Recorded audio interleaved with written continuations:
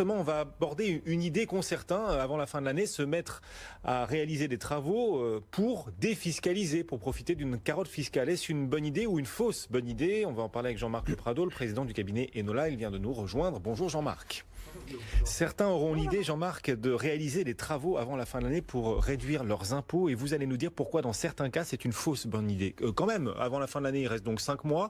On a tout le temps de se lancer dans des travaux. On est d'accord? Alors, oui, effectivement, on a tout le temps de préparer les travaux, de les organiser, de les payer, etc.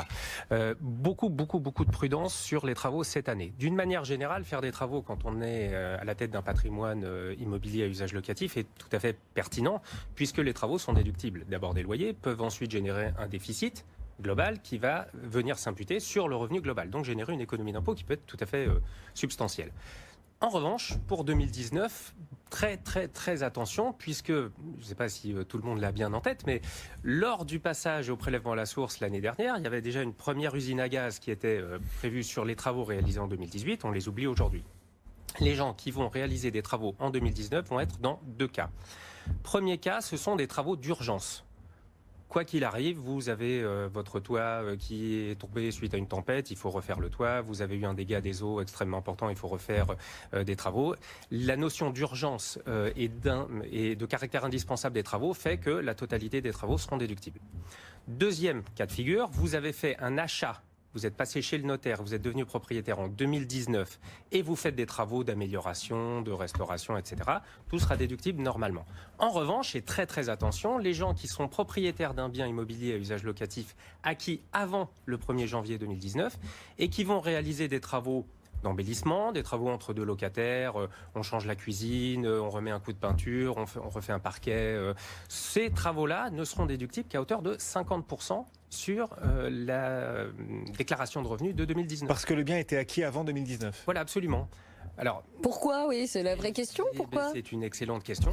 Je ne sais pas. Et si vous rencontrez un jour la personne qui a imaginé ce système, en fait, à la base, le système était fait en 2018 pour ne pas encourager les gens qui, en 2018, avaient des travaux à faire, à les décaler à 2019. Ouais. Donc jusque-là, il y avait un gain d'ailleurs pour les gens qui ont fait des travaux en 2018, puisqu'ils pourront passer également en 2019 50% des travaux qu'ils avaient fait en 2018. Donc jusque-là, tout va bien. On a évité de ce fait de décaler des travaux de 2018 à 2019. Par contre, on fait exactement la même chose en 2019. Oui, c'est-à-dire que là, on va contraindre les gens à se dire bon bah tant pis, j'attendrai 2020. Et bien, c'est ce qui se passe tout à fait en pratique. Il vaut mieux attendre 2020 pour faire des travaux tout à fait classiques dans son immobilier. D'accord. Donc déjà, regardez de quand date votre investissement. Bien évidemment, ça dépend véritablement des situations. Et là, la carotte fiscale, elle va dépendre parce qu'on est dans cette année grise, toujours 2019, et c'est ce dont vous nous parliez avec l'impact du prélèvement à la source.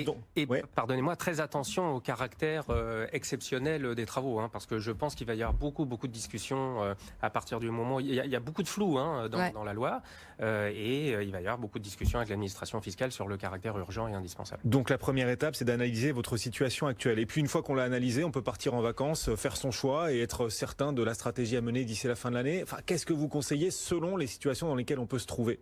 Alors, au-delà des travaux potentiellement intéressants à faire sur 2019, je pense qu'effectivement, il faut aller plus loin que cela et regarder sa situation fiscale, patrimoniale, quel va être son revenu de l'année 2019, quel va être éventuellement son revenu foncier en tenant compte de ces éléments-là.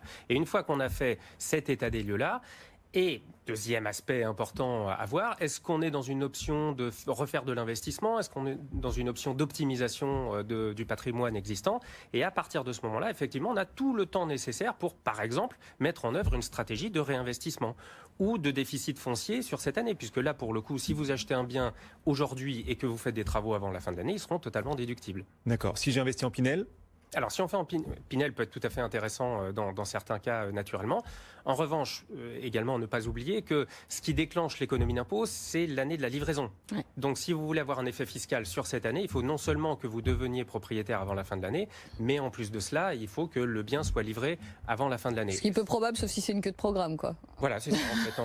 En général, les biens livrables très rapidement sont les derniers à être vendus. On continue. On peut faire de bonnes affaires, mais c'est assez rare. On continue, on poursuit cette étude de cas, cette liste pistes de situation selon lesquelles il va être intéressant ou pas de mener à bien des travaux. On a parlé sous l'angle du déficit foncier par exemple, du Pinel, location meublée traditionnelle. Ça va dépendre bien évidemment de la date à laquelle j'ai acheté mon bien. C'est ce que vous nous disiez tout à l'heure. Avant ou pas le 1er janvier 2019. Oui, absolument. Sachant que les travaux en matière de location meublée sont moins importants puisqu'ils ne se passent pas en charge sur une année, mais ils s'amortissent dans le temps. Donc en tout état de cause, pour ce qui concerne la location meublée, de ce point de vue-là, ça changera rien. Si j'ai investi en Malraux ou en monument historique, est-ce que ça vaut le coup de faire les travaux d'ici à la fin de l'année? On m'y incite quand même là généralement. Donc peut-être que la carotte fiscale va rester avantageuse, quelle que soit la date à laquelle j'ai acheté le bien. Oui, Malraux est en dehors du dispositif, donc aucun problème là-dessus, avec de grosses économies d'impôts potentielles, puisqu'on peut réaliser jusqu'à 30 000 € d'économies d'impôts. Mais vu le montant des travaux aussi. Mais en tout état de cause, c'est le but du jeu d'ailleurs en opération Malraux. En monument historique, attention, il faut que le bien ait été classé en 2019 pour que ce soit valide. Il y a des SCPI aussi investis dans des biens où on va réaliser les travaux. Ça permet d'augmenter la rentabilité des SCPI, c'est ça?